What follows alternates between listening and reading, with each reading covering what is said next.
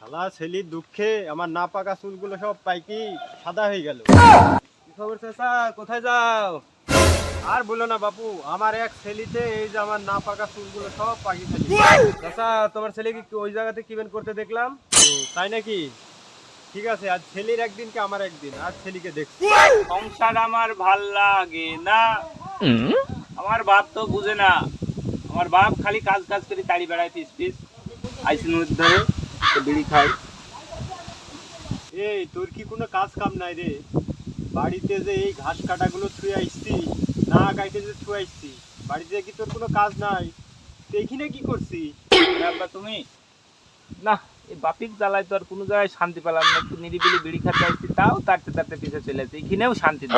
বাড়িতে এত কাজ, শালি ছেলি কাজ তুই এইখানে এসে বিড়ি টানছিস, আর তোর একদিন কি তোর বাপের একদিন। আব্বা এবারকার মতন আমাকে মাফ করে দাও, এই ভোলা আর হবে না আব্বা। শালি ছেলি বলে কি